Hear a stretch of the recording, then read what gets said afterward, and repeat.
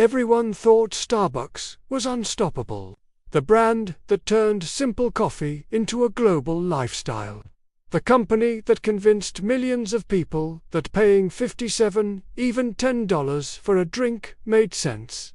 But something strange is happening. Something no one expected. Something that Starbucks executives don't want to talk about publicly. People aren't going to Starbucks anymore. Not like they used to. Not even close. And the real reasons, they're not what you think. This isn't just about overpriced drinks. It's not just about long lines, or burnt coffee, or corporate scandals. It's bigger, more structural, more psychological, and more dangerous for Starbucks than any decline they've seen before. We're going deep into the economics, the business mistakes, the cultural shifts, the financial traps, and the hidden data that explain why people don't want to go to Starbucks anymore. The truth is more shocking, more interconnected, and more predictable than you could possibly imagine. To understand why people are leaving, we have to understand how they were captured in the first place. Starbucks wasn't always a cultural symbol. It wasn't a luxury. It was just a small Seattle shop started in 1971 by three guys who loved coffee beans. They didn't sell lattes. They didn't even sell brewed coffee at first. Just beans.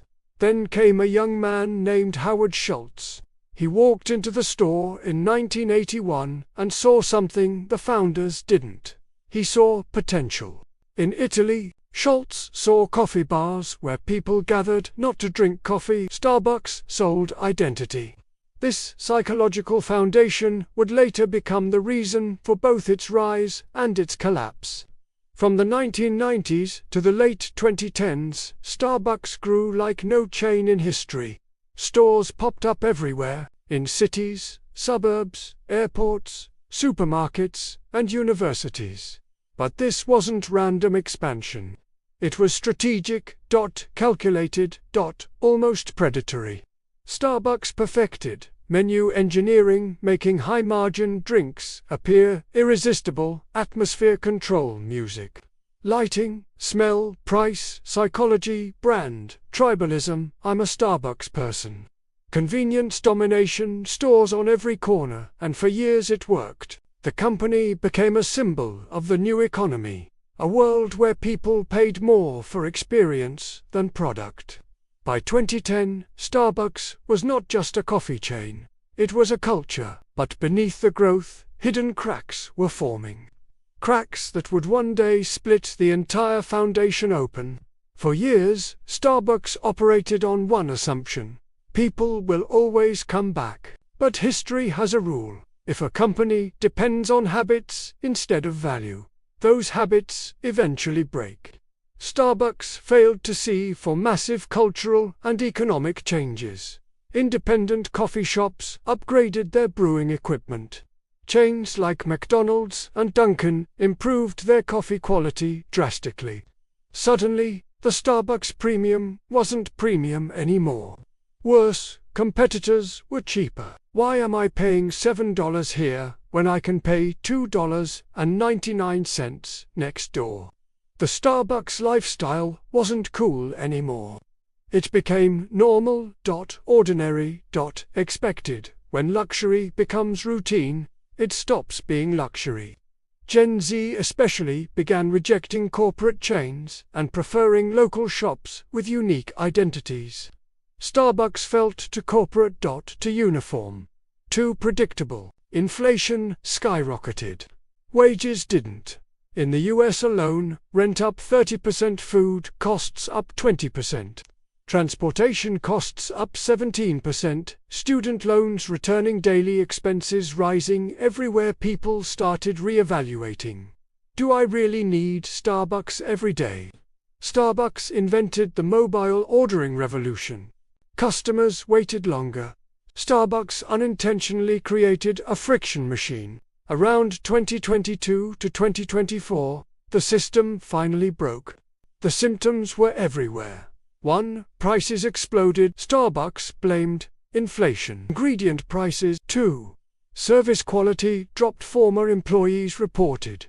Too many mobile orders, enough staff, corporate pressure, impossible speed, expectations.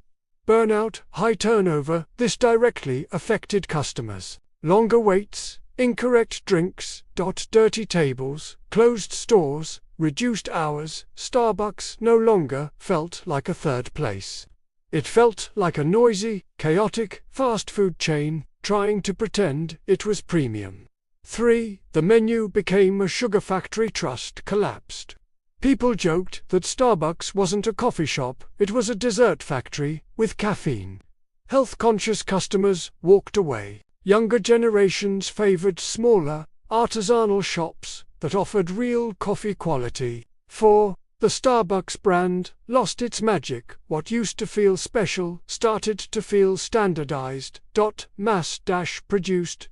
Corporate. People go to local cafes for uniqueness and authenticity qualities Starbucks cannot copy without losing its identity. Consumers changed. Their psychology changed, their habits changed, but Starbucks didn't.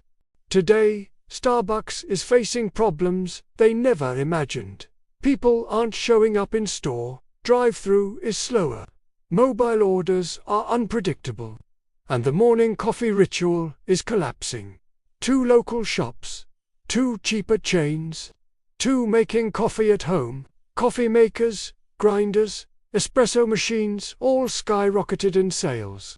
People realized, for the price of 1 month of Starbucks, I could buy my own machine. Complaints about prices, complaints about service, ex-barista exposes health concerns, corporate scandals, TikTok trends calling Starbucks overrated for Gen Z.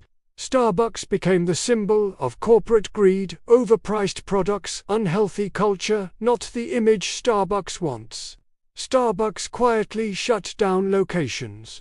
Others were redesigned to reduce seating, a move that angered loyal customers. The original third-place philosophy, dead. Starbucks is no longer a place to sit, relax, or work. It's a production line. Starbucks tried to fix things, but each fix created new problems, made customers leave faster, made drink-making slower and more complicated. Customers felt the brand was losing human touch. Employees felt their jobs were threatened. The original cause of chaos was intensified. Oversaturation made stores compete with each other, cannibalizing their own traffic. Pumpkin spice, holiday drinks, limited editions, it works briefly but then quickly dies. Seasonal hype became predictable. Expected, overused. Starbucks used to lead culture. Now it follows TikTok trends. These are the real reasons people don't want to go to 1. Starbucks is no longer special. The brand became mass-produced and corporate. Local shops feel personal, creative, authentic. 2. The prices don't match the experience. When cost rises but quality drops, trust collapses. 3. The service feels stressful, not comforting. People want calm, not chaos. 4. The product is no longer the best. Coffee quality stagnated while competitors improved. 5. Consumer habits permanently changed. People make coffee at home now. 6. Economic pressure forced people to prioritize essentials. Starbucks became optional luxury instead of daily necessity. 7. Brand fatigue set in. The Starbucks aesthetic lost cultural relevance. Pattern. Apple's early 90s downfall. It stops innovating. Customer habits change. Here's what the numbers reveal. Customer traffic in many stores is down double digits. Local coffee shop openings grew by 12% annually. People aren't just leaving Starbucks, they're leaving an era. An era where big corporations dominated culture. That world is collapsing. If you enjoyed this deep dive and want more documentaries like this, make sure to subscribe, hit the like button, and comment your own Starbucks experience below.